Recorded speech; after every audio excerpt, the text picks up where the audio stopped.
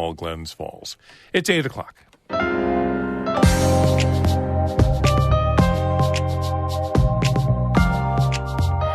Good morning. This is Northern Light for Tuesday, February 6th. I'm Monica Sandreski. And I'm Todd Moe. A trial date has been set for the man accused of a racist shooting in Buffalo in 2022. Some family members of victims say they're frustrated with the defense's stall tactics. I would just say that I'm happy that things are moving forward.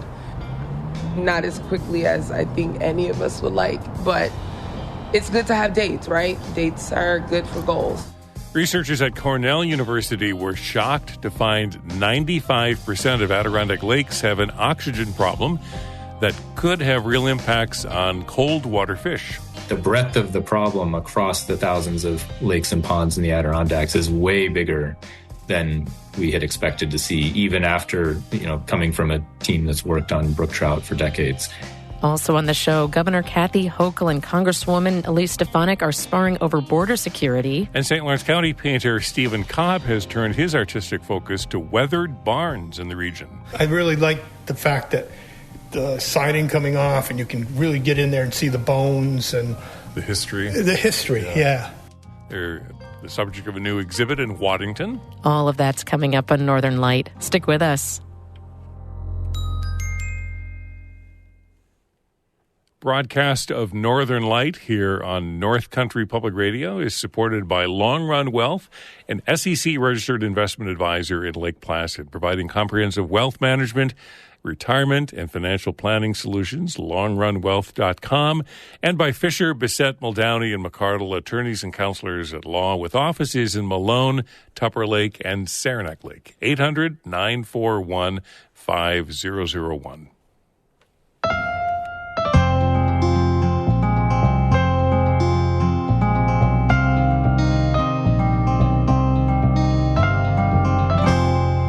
This is Northern Light. I'm Monica Sandreski. And I'm Todd Moe. A trial date has been set for the man accused of killing 10 people in Buffalo in 2022. Peyton Gendron from the Binghamton area is charged with targeting black people in a racist attack at a Tops supermarket. The trial in federal court is set for September 8th, 2025. WBFO's Grant Ashley reports for the New York Public News Network. Justice Lawrence Villardo, the judge presiding over the case, described that date as both, quote, real and, quote, aspirational, adding that he would only push it back under extenuating circumstances. Federal prosecutors who are seeking the death penalty against Gendron had originally pushed for a start date of April 14th, 2025. That's a stark contrast from the defense team's request to delay setting a trial date until more of the pre-trial litigation has played out. Buffalo Common Council member Zanetta Everhart, whose son Zaire Goodman was injured in the shooting, told reporters on the courthouse steps that while she was frustrated with the defense team's, quote, stall tactics, it was good to have a timeline for the trial. I would just say that I'm happy that things are moving forward. Not as quickly as I think any of us would like, but it's good to have dates, right? Dates are good for goals. And that's exactly what the judge said, right? And so, yeah, I'm good with that. I think that gives, both sides enough time to prepare their cases. Lawyers in the case will spend the next 19 months conducting discovery and settling pretrial disputes. Under the schedule set by Justice Villardo, 9 months will be devoted to the defense team's bids to move the trial out of Western New York and to limit victim impact statements. The location of the trial will likely be decided by the summer of 2025. Prosecutors said in court that a trial would likely take 4 to 5 months, with most of that time being dedicated to jury selection.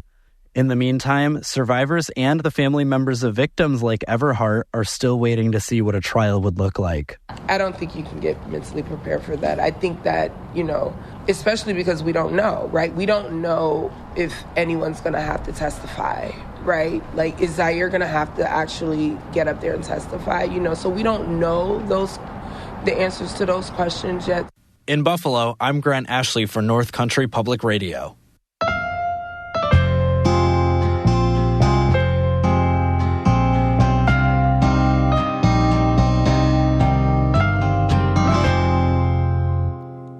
Governor Kathy Hochul and Congresswoman Elise Stefanik are sparring over border security. The two New York lawmakers have both issued public statements in the last week calling each other out. Emily Russell has the details. Last week, Congresswoman Elise Stefanik and more than a dozen Republican lawmakers held a press conference about the southern border. The numbers do not lie. Our country is being invaded right now, right in front of our very eyes because of Joe Biden's catastrophic border policies. Border crossings under President Biden are more than double than what they were under President Trump. Stefanik said last week that Biden was, quote, rolling out the red carpet for illegal immigrants. This is a national crisis. Every single community has turned into a border community because of the open border policies of Joe Biden. For months, though, Biden has been in talks with Republicans and Democrats in the Senate, coming close to a deal on the border. It would set aside $20 billion for border security and make it harder to apply for asylum. The president went so far as promising to shut the border down if the bipartisan bill is passed. But that bill has started to unravel in recent weeks. Trump is campaigning against it, calling for even stricter border security measures. Top Republicans like Stefanik have shifted the focus back to blaming Democrats, like Governor Kathy Hochul. On Friday, I led New York Republicans calling on my home governor, Kathy Hochul, to join the 25 governors in support of Texas Governor Abbott. Stefanik wrote a letter to Hochul urging her to, quote, take efforts to secure the northern border. Fellow North Country Congresswoman Claudia Tenney signed that letter. Then this week, Hochul pushed back, publishing a letter from her own administration. It urged Stefanik, Tenney, and other New York Republicans to support the bipartisan bill on border security. Hochul addressed the issue at an event on Monday. The only thing standing in the way is that the House Republicans refuse to take action. They don't want there to be a resolution because they want to keep the chaos going. The bill includes $1.4 billion to help states and localities with the migrant crisis. Hochul said New York needs some of that money to deal with its own influx of asylum seekers. But House Speaker Mike Johnson reiterated on Monday that the bipartisan border security bill is dead on arrival in the House. Emily Russell, North Country Public Radio. New York's migrant crisis is also playing out in the state budget negotiations. The influx of undocumented immigrants is costing the state and some localities large sums of money. Meanwhile, the governor is also defending her proposed cuts in school aid. From Albany, Karen DeWitt reports. Governor Kathy Hochul is proposing spending $2.4 billion to help house and feed some of the over 160,000 migrants who have entered New York during the past year. She wants to take $500 million from the state's reserve funds to help pay for the migrants' needs. She outlined her plans at her state budget presentation in January. But because the number of migrants and the expenses have only grown, I am proposing that we draw $500 million from state reserves that are intended for one-time emergencies like this. Hochul also wants to slow the rate of growth for funding school aid. She's proposing changing the way that the annual inflation rate is calculated and ending a provision called hold harmless that guarantees each school district never gets less money than it did the previous year. Those changes would result in a $420 million loss to school districts. The governor says the migrant and school aid proposals are unrelated, but Republicans, who are in the minority in state government, see a connection. Senator Jack Martins, a Republican from Long Island, spoke at a news conference to support school funding, where he said schools in his Senate district face reductions. At a time when she's cutting education for our children, she's prioritizing spending $2.4 billion on a self-created migrant crisis. He blames policies begun by Democratic administrations in local governments, including designating New York City as a sanctuary city for immigrants. The residents of my district and residents across this state did not vote for New York State to be a sanctuary state. They did not vote for New York City to be a sanctuary city. They didn't vote to have undocumented immigrants come into our country and take over resources that were meant for our communities and, most importantly, in this case, for our children and our schools. Hochul says the GOP is conflating the two issues and twisting the narrative. She says Republicans in New York should instead call on their leadership in Congress to sign on to an immigration reform deal that has bipartisan support in the U.S. Senate. It's like somebody sets their house on fire and then complains it could take so long for the fire department to respond. Hochul is accusing the GOP of wanting to keep the chaos going for political advantage in the 2024 presidential election, where President Joe Biden is likely to face Republican former President Donald Trump. Senate Republicans say when it comes to school aid funding, they will work to see the cuts restored. Senator Jim Tedisco, a Republican from Saratoga County, spoke at a recent budget hearing. He also criticized Hochul for wanting to use state reserve funds to ease the migrant crisis instead of directing that money to schools. I and my conference are not going to go quietly into the night if this or any other budget tries to balance itself on the backs of our kids, their education, their future, or the taxpayers of New York State. On that topic, New York Democrats, at least in the legislature, agree. While they have not contested the governor's proposed spending on migrants, they also say that they want to restore the school aid cuts. In Albany, I'm Karen DeWitt for the New York Public News Network.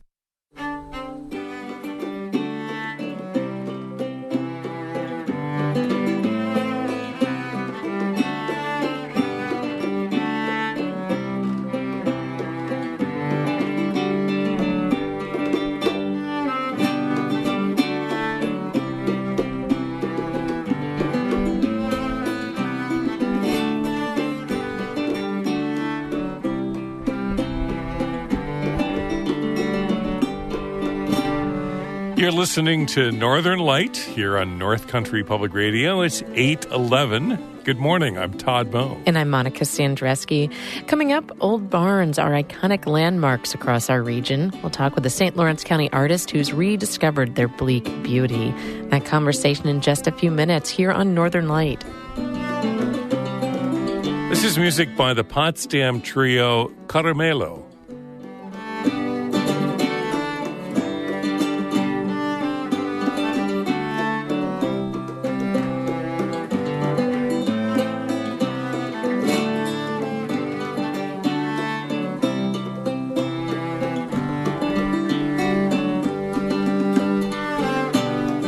Northern Light is supported by Adirondack Foundation, connecting people, ideas, and resources to improve lives and expand opportunities throughout the Adirondack region. Details at adirondackfoundation.org.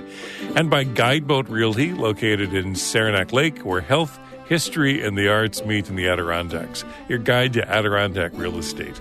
Guideboatrealty.com.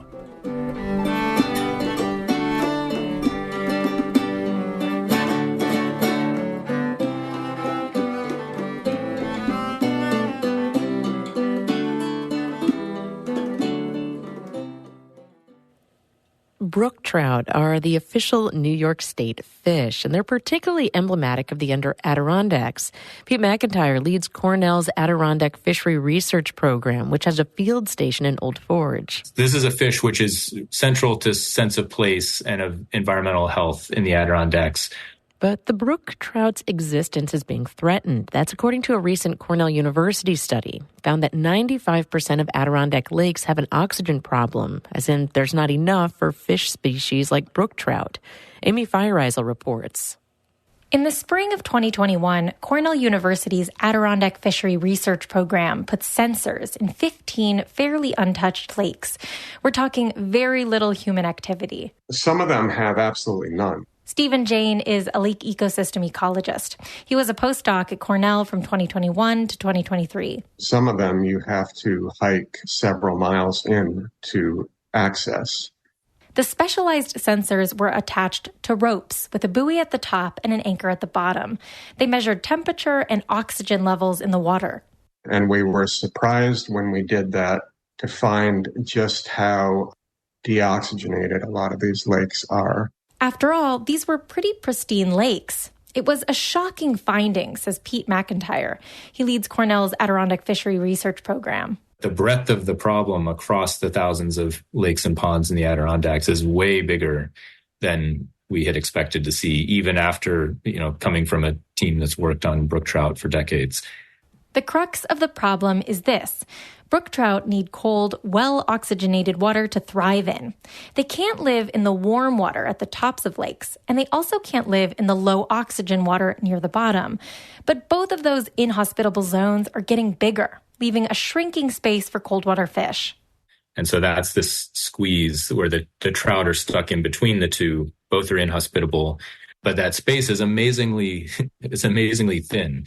Those spaces have gotten smaller in about 95% of Adirondack lakes over the last 30 years. Now, during the warmest part of the year, late August and much of September, McIntyre says the fish are lucky to have 5 feet of suitable water. The reasons for this squeeze are many, says Stephen Jane, the lead researcher. Surface warming from climate change is one, but the situation is made much worse by something called browning. You're getting increased sort of runoff of dissolved organic material from the surrounding watershed. That darkens lakes and warms their surfaces. That's not good for cold water fish. The case for most situations is that as you brown these lakes, you're reducing the amount of that cold, highly oxygenated habitat. There are 2 exceptions, extremely clear lakes and lakes that are at least 30 meters deep, making them somewhat immune from both warming and browning. Lakes like that sort of have an increased importance in protecting these cold water species moving forward. So where does browning come from? Jane says it can be triggered by physical disturbances like logging and road salt, and from climate change impacts like more extreme precipitation. But the most significant contributor to browning in Adirondack lakes is acid rain. Pete McIntyre again. For a century, we acidified this entire region. Acid rain came from the smokestack emissions upwind to the west. Along with all those acids came mercury. So anywhere that you had an acid problem, you had a mercury problem. Scientists, citizens, and lawmakers have worked really hard to reduce acid rain and have made huge strides. Legislation like the Clean Air Act greatly reduced air pollution. Lots of wildlife, like loons, have made big comebacks. But the legacy impacts of acid rain are still present in the Adirondack ecosystem. We see it in the more acidic soil and in the accumulation of mercury, which is toxic to fish and animals and the people who eat them. McIntyre says Jane's research is particularly frightening because mercury only enters the food chain under low oxygen conditions, which browning is accelerating. The initial concern is, okay, if we boost low oxygen conditions, then are we also going to basically unleash the mercury problem? Jane's findings have opened a whole Pandora's box of questions about the future of brook trout in Adirondack lakes, about mercury accumulation and what it could mean for animals and humans. Jane says knowing what's happening in the lakes is vital so that people can make decisions about how best to steward and even manage them to protect species in the most impactful way. But he fears that his research could lead to people giving up. One of my sort of concerns about this finding is that it reaches a point where people say, okay, well, we've got to say so long to brook trout, so let's just put smallmouth bass in all these lakes. Pete McIntyre stressed that Jane's findings are concrete evidence of a changing environment. There are big changes afoot in Adirondack waters that we can't see. McIntyre says, given that scientists hadn't even guessed how bad the oxygen problem was prior to this study, it begs this question. What other invisible challenges may lie ahead for Adirondack lakes and their fisheries? Amy Feiereisel, North Country Public Radio.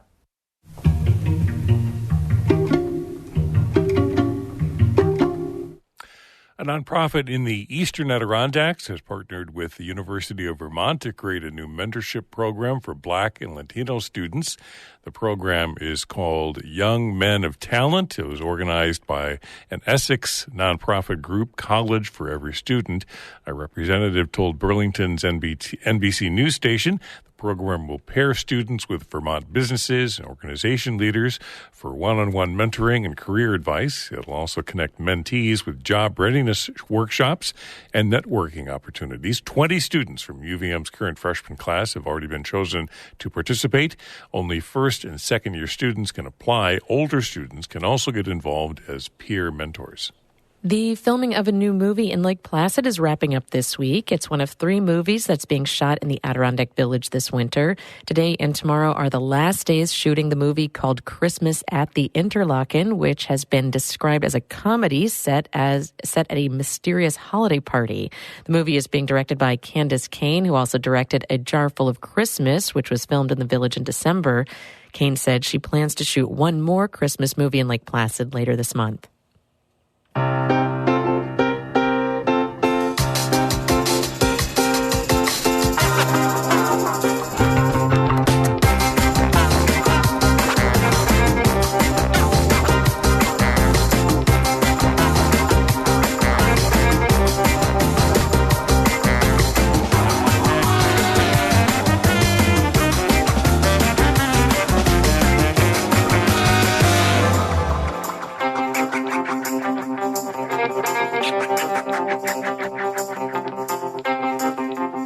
You're listening to Northern Lights right here on North Country Public Radio. I'm Todd Moe. And I'm Monica Sandreski. In just a minute, old rickety barns are slowly disappearing from the landscape. St. Lawrence County artist shares his love for the old structures in just a minute. Then stick around after the show for Bird Note coming up at 8:42. But first, Todd, is a look at the weather. More sunshine today, partly sunny tomorrow, partly cloudy Thursday and Friday, but milder temperatures, highs this afternoon, low to mid-30s, mid to upper 30s tomorrow, highs in the 40s on Thursday and Friday. Right now in Canton, we have sunshine and 15 degrees. Artist Steven Cobb has always admired the outdoors. An avid fly fisherman for years, he's painted rivers, lakes, and landscapes. He grew up in St. Lawrence County and describes himself as a mostly self-taught artist, working in acrylics and oils. Since the pandemic, he's rediscovered a beauty in old barns and has turned his attention to black and white paintings of the weathered, iconic structures. They dot the landscapes throughout the region. Some lean on rotting beams with collapsed roofs amid scrubby, abandoned farmsteads. It's the bleakness, Stephen told our Todd Moe, that led him to working in black, white, and gray. The gallery at Lake St. Lawrence Arts in downtown Waddington along St. Lawrence River is hosting a special exhibit of Steven Cobb's work this month. Among the woven tapestries, pottery, and photography that fill the gallery, you'll find a series of monochromatic oils of old barns. So what is it about barns that, you talked about the solitude of fly fishing. There's kind of a solitude with painting a barn. And they're such an iconic part of the North Country, and they are now, but they're all starting to just decay. They're crumbling right into the ground. I really like the fact that it was the siding coming off, and you can really get in there and see the bones and the history. Yeah. So I have my camera with me all the time, and I will venture off into the country and in search of barns. And I have stacks and stacks of photos that I can use. It's amazing because there are literally old barns like this all over the place. They're everywhere. I took a trip down to Massachusetts, just outside of Springfield, and we were coming up through, and I said, man, if I ever run out of old barns up here, there's just, I was snapping pictures like crazy. So you find a barn, maybe you're driving around and you see something, and what do you kind of walk around it and look for just sort of the right angle? I will usually snap 10, 15, 20 shots from different distances and different angles, and then bring them back and throw them in Photoshop. And usually I kind of like the fact that you're not showing the whole thing, so it leaves a little bit to the imagination. And I have to be a little more structured with my perspective and such to make it work. It's a really hard thing to just do a building straight on and have it look like it's not just a building block sitting there. It's not as easy as it looks. Right. What makes a good barn? Because there are a lot of barns around here, and are you looking for a specific structure? I'm something looking for that catches your eye. I can see into for the most part. Something that has a little bit of a catch to it, like the tilted barn. that thing has just got such a great lean. Yeah. And that's not too awful far away. I wave to it every time I go by, and it has a little more lean to it now. You've captured it before the absolute end of its life. Yes. There's one barn on Route 37 going into Ogdensburg that is now almost down. I captured that on film and made a painting of it just as at its peak of decline. Mm-hmm. You have at least one color barn painting here, and the rest are the black, white, gray. Is the idea that you're kind of translating the age of the barn through the black and white imagery? The age and the black and white just gives it such an austere look that I really like that in the old barn more than the color. I'm not opposed to doing color. I'm thinking I probably should do a few more color, but I think they're going to be subtle color. I grew up in DeKalb. DeKalb, okay. DeKalb Junction. And here's the streetscape. As you're coming into town on Route 11. Things haven't changed much in DeKalb with the exception of the store. It pretty much looks just like it did when I was growing up. So yeah, born and raised there. I'm assuming that there's kind of a little bit of a story here in terms of you're able to take a bit of North Country history, an old barn, and it's your interpretation of our agrarian landscape. Right. But this is my favorite of all the barns I've done. This is your favorite? This is my favorite. And why is that? I just love that barn. Is there something growing on the roof? It's really old, mossy shingles. I like like you say, you can see right through it to the daylight on the other side of it. Yeah, that's cool. Yeah, I did a good job. I'm seldom happy with my work, and this one I'm happy with.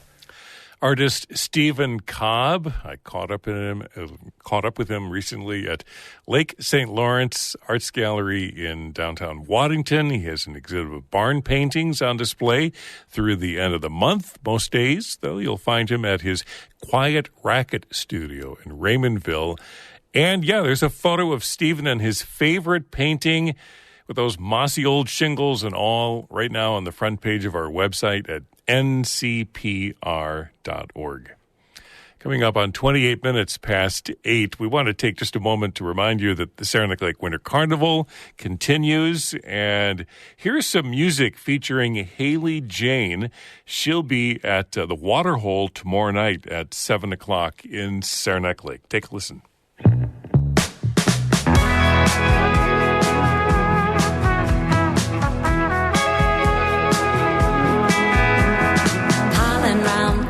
Feeling brave and free, it's so easy to forget what happens overseas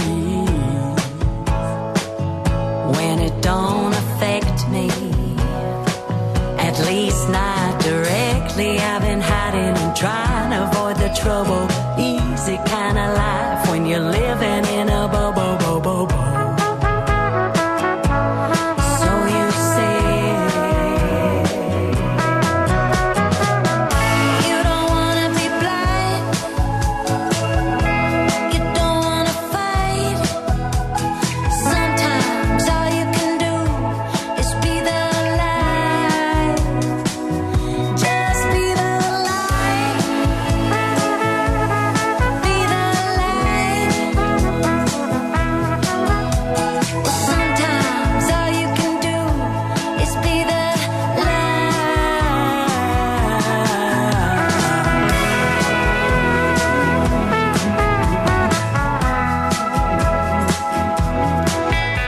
The Light, Haley Jane at Saranac Lake Winter Carnival tomorrow night, Wednesday night starting at 7 at the Waterhole.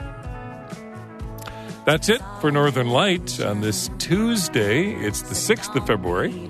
Don't forget, Morning Edition continues in just a couple of minutes. Then after that, it's Marketplace Morning Report coming up between 8:51 and 9 o'clock, where you'll get caught up on all the morning's business news. I'm Monica Sandreski. I'm Todd Moe. Thanks so much for listening, and be well.